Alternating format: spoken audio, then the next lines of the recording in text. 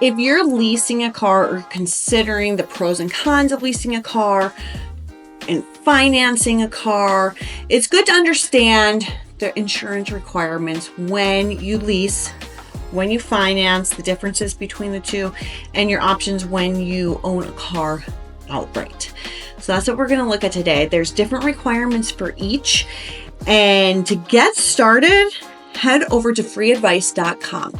Enter your zip code into their free auto insurance comparison tool and answer a few questions and see how much you could save by switching to a different company or tweaking your coverage options a little bit.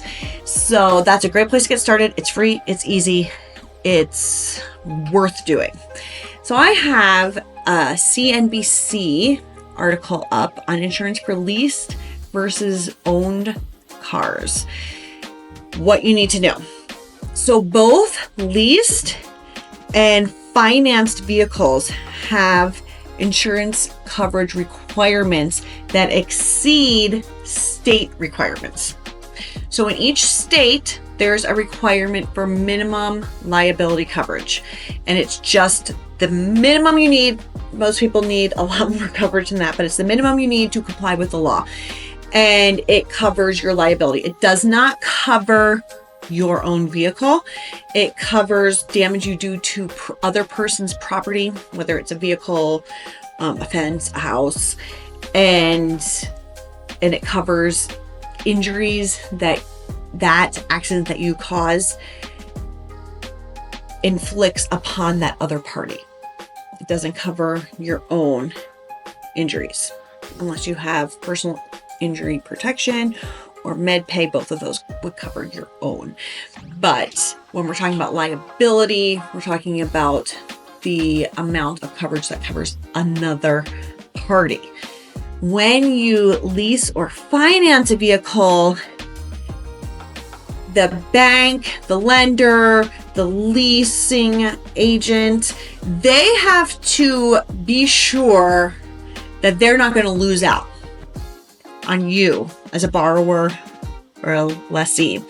So they require that you carry comprehensive and collision coverage. That would be considered full coverage. That way, if your car is declared a total loss and you still owe money on it, you will get reimbursed by the insurance company, and that will go towards paying back your loan.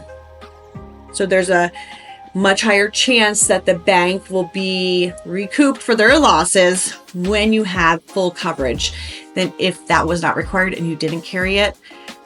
A lot of people would just walk away and not repay their loans or say, let it go to collections. We're not paying back $30,000 on a vehicle we don't have anymore. So they require that insurance to protect them. So interestingly enough, about 1 in 5 motorists lease rather than own their own car. So leasing has some perks. It usually requires less money down, lower monthly payments. It's kind of a cheaper month-to-month way to go.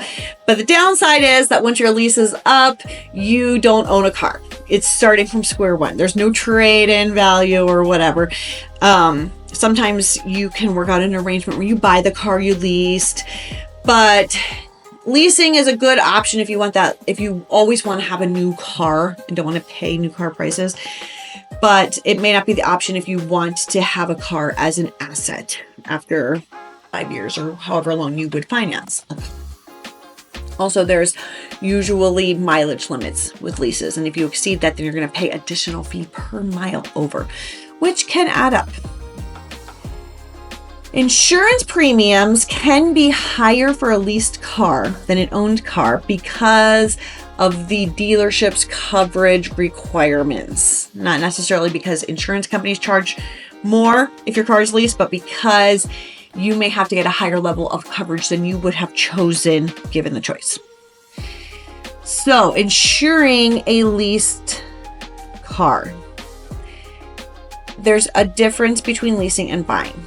When leasing and financing, you put money down, you make monthly payments. But a lease is a shorter term, usually 3 years, And so when that's over, you return the vehicle to your dealer and then they can sell it. So they basically have two ways of profiting on the vehicle. Whereas when you buy a car, you usually take out the 5-year loan, keep it for 5 years, and then you may keep it even longer and go without a monthly payment. And the dealership's not going to have a chance to get that back and sell it again. It's yours. So, like I said, it's a little bit cheaper to lease a car.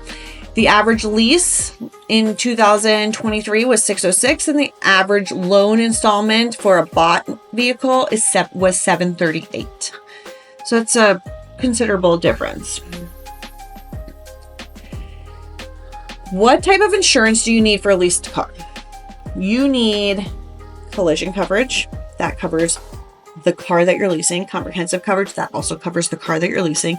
Liability coverage, that is required by your states, but leasing companies may have higher requirements than your state has. And then you'll also need a separate gap insurance policy. So gap insurance isn't necessarily extremely expensive, but it's just an additional requirement, so an additional cost that you will have to pay when you're leasing a vehicle. Gap insurance makes up the difference between what an insurance company would give you for the car's actual value versus what you owe for it. So you may owe your leasing agent $40,000 for your car, but your car may only be worth $35,000.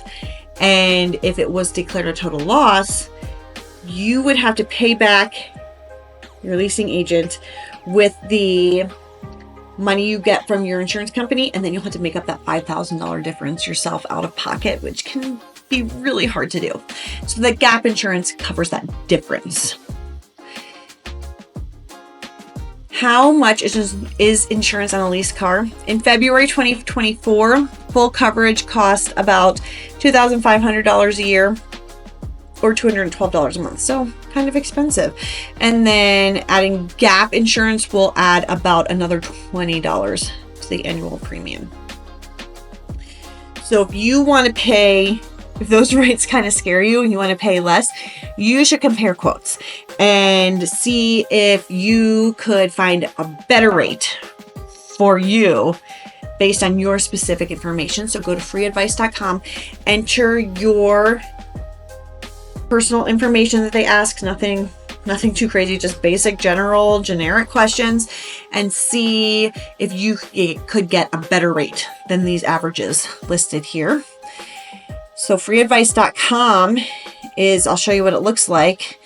They have an article here if you want to study it for more information, car insurance for leased or financed vehicles.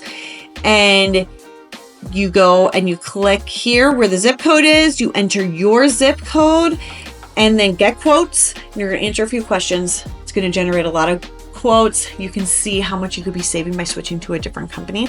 Just to give you an idea of average rates between companies. And now these are average, so your rates could be like entirely different.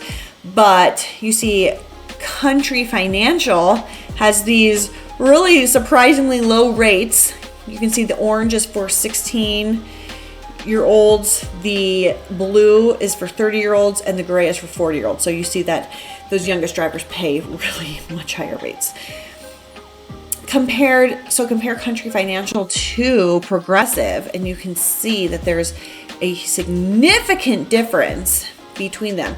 And this is for full coverage. So this is the kind of coverage that you're going to need if you lease or finance a vehicle. You're going to need full coverage. So you're going to want to look at these rates. You might see another comparison that is based on minimum rate, and they're going to be much lower, but that's because the coverage is for a much narrower spectrum of coverage, whereas this is much wider, much broader.